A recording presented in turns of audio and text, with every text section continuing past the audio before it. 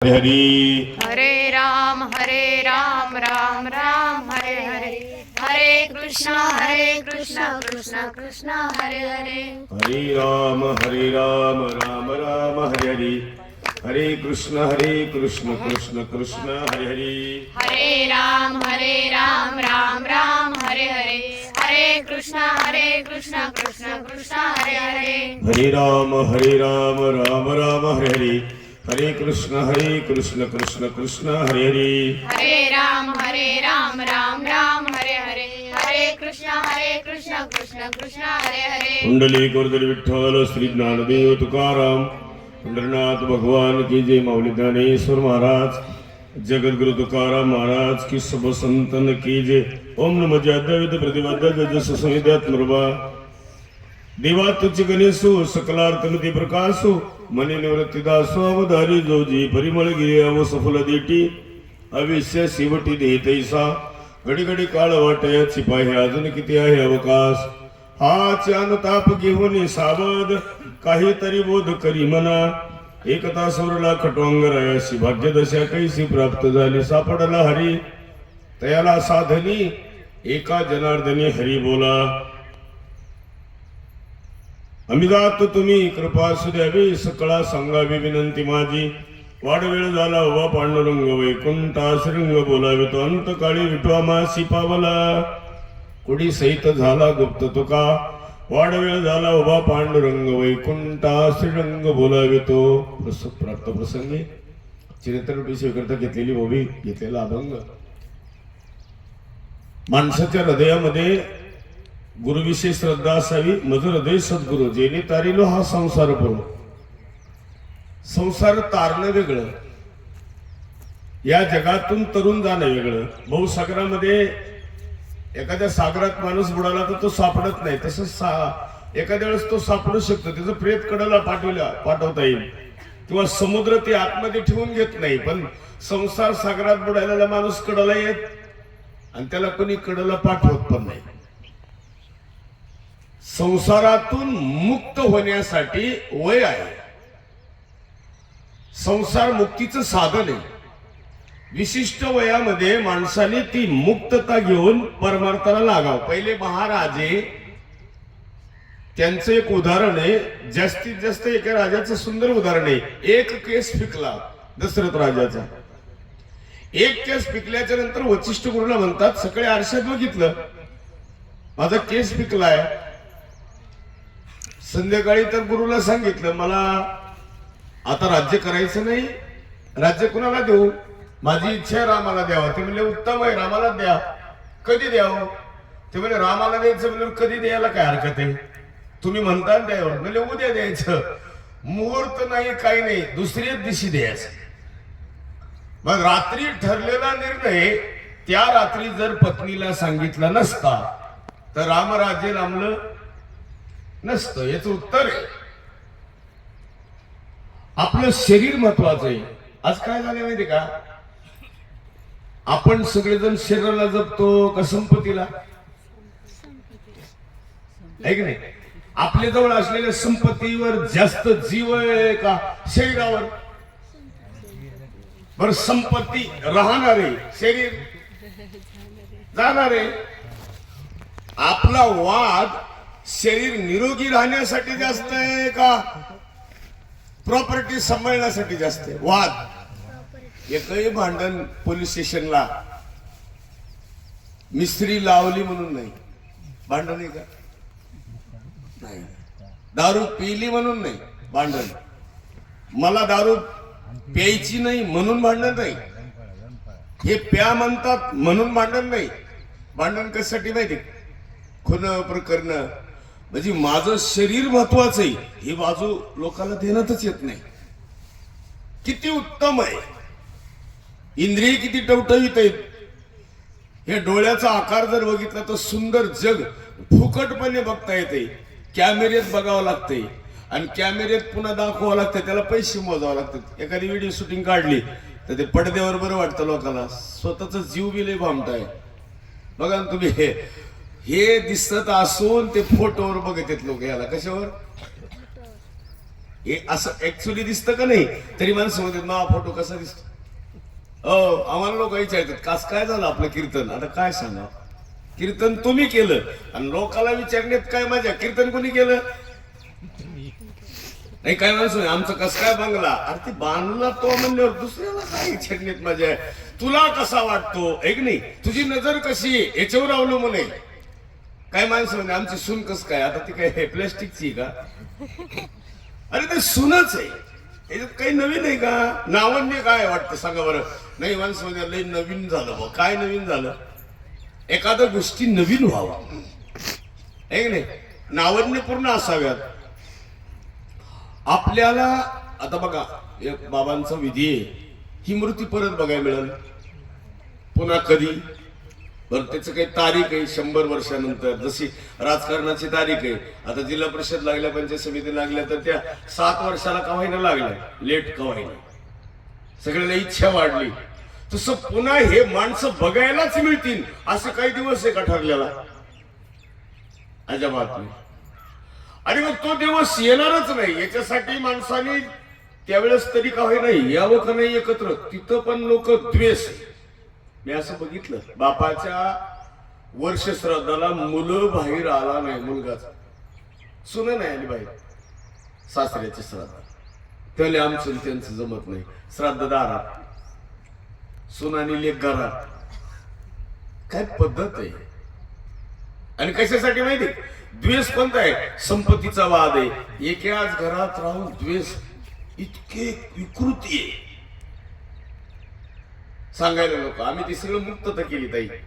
आम्ही काय करतो माहिती, आमच्या भाऊजाईशी फोन करून बोलतो. 15-20 वर्ष वेगळी तरी बोलतो एकदम नॅचरल. तिला जरी क्रोध आला, महिलांचा थोडी बुद्धीचा संबंध अवघड असतं. आमची मंडळी असेल काही तुम्ही असं, महिलांमध्ये शिकलेल्या महिलेत थोडा फरक असतो, अज्ञानी महिलेमध्ये थोडा फरक आहे. अज्ञानी असलेल्या महिलेला प्रेम जास्त आहे पण क्रोध जास्त लवकर येते. शिक्षणानं क्रोध कमी येतोय असं बी नाही. शिक्षण झालेल्या महिला बी अवघड असतात. आम्ही परवा जालन्याला गेलो, आम्हाला चहा प्यायची इच्छा म्हणून त्यांच्या इथे गेलो. त्या पोरीना मी विचारलं तुझी सासू सासरे कुठे गेले. ते म्हणजे गावाला गेले. ती कारण याच म्हणली नाही. ही शिक्षणाचा परिणाम या म्हटलीच नाही. आता परत मला फोन येईल एक दिवस, कशाला जायचं पुन्हा. संपत्ती शिक्षण जिव्हाळा देईलच असं नाही. ज्ञानोबराकडे ज्ञान होतं पण जिव्हाळा होताच का नाही. ज्याची परिस्थिती नाजूक आहे त्या माणसाने विचार केला पाहिजे. माझी परिस्थिती, त्याचा विचार असतो बघा, माझी परिस्थिती बदलली पाहिजे. पण एखाद्याचा विचार आहे का माझ्यामध्ये श्रीमंत विचार आले पाहिजे. हा विचार मी बघताना श्रीमंतीने बघितलं पाहिजे, म्हणजे चांगल्या विचारानं. सुंदर विचार, सुंदर जीवन. अजून एक तुम्हाला सुंदर उदाहरण देतो, देण्यात येईल. अनाजी पंतांची पत्नी श्रीमंत विचाराची होती. म्हणून पुतळा राणी साहेबांकडे आल्या आणि सांगायला सुरुवात केलं, राणी साहेब उद्यापासून आम्ही कुंकू लावा का नाही लावा. नवरा जिवंत आहे पण जेर बनले. उद्या त्यांच्यावर निर्णय होणार आहे. आणि राणी साहेबांकडे आल्यावर काही का होईना मग बघायला मिळालं. राणी साहेबांनी सांगितलं, शंभूराजे म्हणून जर मी बोलले माझा मुलगा तर तुम्हाला कुंकू लावता येईल. पण राजे म्हणून जर म्हटलं तर कुंकू लावायचा अधिकार तुमच्या जवळ राहिला, कारण तो हिरावून घेतलाय. याचं उत्तर कळलं का. इतका अधिकारपूर्ण माणसं त्या काळात होते म्हणून स्वराज्य घडलं असं नाही. आपण काय करतो माहिती, आपलं मर्यादित विचार आहे. तुम्हाला मर्यादित विचार सांगतो देण्यात येईल. गेटच्या बाहेरचे विचार नाहीत आपल्याकडे, गेटच्या आतले विचार बस मर्यादित. मी सिक्युरिटी सुंदर पैकी माझं कंपाऊंड एकदा लावून घेतलं की मी सुरक्षित आहे ही भावना आहे, ही खरी आहे. माझ्या मोबाईलला कोड टाकला असा आणि मग मीच उघडल्याशिवाय ते उघडत नाही, हे काय आहे. हो, माझ्याकडे एक गुगल पे आहे, माझ्याकडे ₹1,00,000 गुगल पे मध्ये. पण मी असं टाकलं का ते मी उघडल्याशिवाय कोणाला उघडता येत नाही, हे बरोबर आहे. असं होतं का कधी. असंच असं ना. तुम्ही मुलांना फसवू शकतात पण गुंडांना नाही. अतिरेकाला फसवू शकाल का. तुम्ही कुणाला चोराला फसवू शकाल का. तुमचं कंपाऊंड चोराला काय करील. तुमचा सीसीटीव्ही कॅमेरा चोराला काय करील. तसं या हृदयामध्ये जो जीव राहतोय या काळरूपी दैत्याला याच्यातला जीव घेऊन जाण्यासाठी काही प्रयत्न करा बरं तुम्ही, पुन्हा किती प्रयत्न करा, सोडणार आहे तो? अहो त्यानं रामाला नेलंय, तुमचं आमचं काय? ज्या रामाचं नाव घेतल्यावर लोकांना समाधान वाटतं त्या रामाला कोणी नेलं? काळच नाही. एक सुंदर अभंग आहे बघा, आई त्याला. नको नको मना गुंतुमाय जाळी, नको नको मना गुंतुमाय जाळी, काळाला जवळी ग्रसवया, काळाला जवळी ग्रसवया, काळाला जवळी ग्रसवया, काळाची एवढी पडेन बजेवा, काळाची एवढी पडेन बजेवा. शरीर थकलं की काही नसतं. सांगू, आमच्याकडे कलेक्टर होते परवा, पडावा जोडवा. आमच्याकडे कलेक्टर होते, आमच्या सोबतच होते आणि ते रिटायर होते. जिथं जिथं जाईन तिथं तिथं आम्हाला सांगावं लागत होतं, हे कलेक्टर साहेब माझी आहे. हे कोण होते? कलेक्टर होते, पण आता माझी म्हणून आणि लोकांना ओळख करून द्यावा लागते कुणाची. आणि ज्यावेळेस ती पदवीधर होते का, माग गाडी पुढं गाडी, ती सिक्युरिटी. आता ते PSI होते आमच्या दिंडीमध्ये. एकच दिवस राहिले, दुसऱ्या दिवशी गेले. बंदूक असायची, त्यांची पिस्तूल असते नाही का नाही, त्यांच्याकडे बघितल्यावर सांगायची गरज. तरी बरेच PSI आता बी हे ते साध्या गाडीत जरी बसले तर ती टोपी पुढे ठेवतात, पुढच्याला दिसावं. साध्या कपड्यावर PSI पुढच्याला दिसावं, टोल नाक्यावाल्याला साहेबाला, साहेब चाललेत. नाही तर काहीला न्यावं लागतंय. इथं पोलीस नावले ते बघा, पाट्या लावल्यात, महाराष्ट्र शासन. सांगावं लागतं पुढच्याला.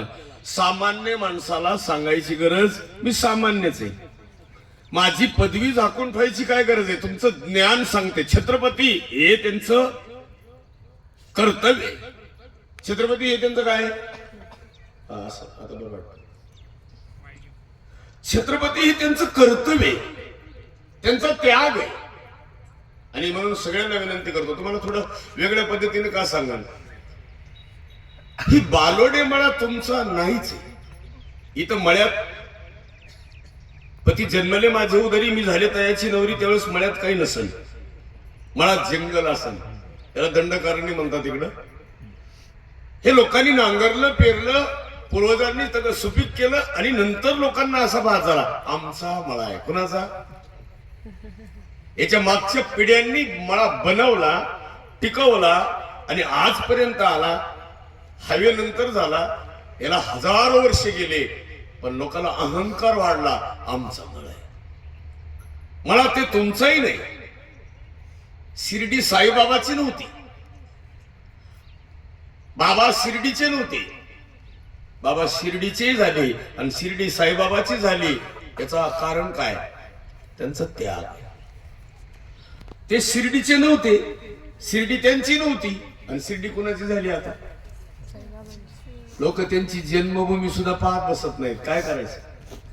आपेगावची प्रसिद्धी आणि आळंदीची प्रसिद्धी फरक आहे का नाही?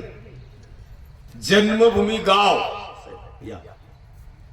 जन्मभूमी जिथं गाव आहे तिथं किती मोठं देवस्थान व्हायला पाहिजे, तिथं कमी आहे. आणि आळंदीमध्ये, आळंदीत 16 मोठा होता आणि आपेगावला. याचं उत्तर कळलं का? माणसाची ओढ कुठे? आता दशक्रिया विधीला सगळे लोक येतात, मध्ये भेटायला बी येतात लोक. आमच्याकडे परवाच माणूस गेलं, भेटायला येण्याची पद्धत असते. डॉक्टरनं सांगितल्यापासून पट पाहुणे रावळे कशाला येतात? जे बोलत नाहीत ते पण येतात, पुन्हा शेजारी बाजारी सगळे, आणि भेटून जातात. पुन्हा सगळ्यांनाच काय खावं वाटतं ही पण विचारतात. आणि मग घरचे पण सांगतात, काही नाही, स्कॅन केलं, सगळं केलं, कुठंच कुठला आजार सापडला असं सांगतात सगळेजण. सांगताना मन नाही सांगत, तोंड सांगते, मन सांगत नाही. मन काय म्हणते? डॉक्टरनं सांगितले, तारीख ठरली, वेळ ठरलेली, पण मन काय म्हणते माहिती? मन खरं बोलतंय आणि तोंड खोटं बोलतंय, चेहरा सुद्धा सांगतंय. आता दिवस ठरलेला आहे, उद्याचा दिवस निघणार आहे. आम्ही भेटून आलो त्या माणसाला परवा, रास्ता आवडला त्याचा. याचं उत्तर कळलं का? याच्यातलं जे आहे ना हे सगळं खरं बोलते, हे लय गोड आहे, आणि याच्यातल्यालाच सगळं सत्य कळतंय, आणि त्याच्यावरच सगळे घटना अवलंबून आहे, आणि ते दाखवताच येत नाही. स्कॅन मध्ये ते दिसत नाही. हो, सोनोग्राफी दिसतं का? ते एवढं मोठा MRI काढा सगळा, आणि मन दाखवा, मन हाकडून दाखवायचं, बाकी सगळे पार्ट दिसतात. कुठल्या कोपऱ्याचा आजार दिसतोय, गुडघ्याचा आजार दिसतोय, जखम दिसती, एवढी एवढी गाठ दिसती, फुफ्फुसाची गाठ दिसती, फुफ्फुसाचा कॅन्सर दिसतोय. पण मनाची जखम लय नॅचरल आहे. शरीराच्या जखमी काढता येतात, मनाची जखम भरत नाही. मनाची जखम भरायला काय औषध आहे सांग काय साहेब? मनाची जखम भरायला औषध सांगतो तुम्हाला. मलम नाही, पट्टी नाही, फक्त ज्याच्याविषयी प्रेम आहे, ज्याच्याविषयी जिव्हाळा आहे, ज्याच्याविषयी क्रोध आहे, आणि ज्याच्याविषयी तुमचा राग आहे, त्यानं येऊन बोललं की जखम भरली आहे की नाही. त्याला मलम नाही. ज्याच्याविषयी क्रोध आहे ना, ते आलं बसलं, बरं आहे का तुमचं, तब्येत चांगली, बरं वाटतंय का, एवढं बोललं की जखम भरली. त्याला कसलीच काही पुन्हा मलमपट्टी करायची गरज आहे का? माणसं तेवढंच करत नाही. 20-20 वर्ष न बोलणारे माणसं समाजात आहे. काय कारण आहे? काहीच नाही कारण. जे काल माझ्याजवळ नव्हतं ते आले, जे आज माझ्याजवळ आहे ते राहणार नाही. काय राहणार? आता लोकांना असं, त्याला ते एक सुंदर आहे, मी काल सामान्य होतो, आज मी सामान्य पाहिजे, आणि उद्या मी सामान्यच पाहिजे. नसेल तर पुरावा आहे का? हे पुरी बघा, हे आज साध्याच आहेत, उद्या पदवीधर झाला तरी साध्याच पाहिजे, आणि शेवटपर्यंत पण. मध्ये जर यांना ज्ञानाचा गज आला तर हे माणसापासून कसे जातात? दूर जातात. आणि मग माणसापासून दूर कशामुळे जाते माणूस माहितीये का? त्या पदवीनं, त्या ज्ञानानं, आणि त्याचं ग येतं त्याला. बिभीषणाला लात मारून काढून देणारा भाऊ होता, लात मारून काढून दिलं, बिभीषणालाच काढ. हे बघा, तुम्हाला लई गोड सांगतो, कोणालाही काढून द्यावा घरातून, पण भाऊ बांधाला काढून द्यावं, जखमच वाईट. नाही कळलं? अनाजी पंतांनी सहज सांगितलं.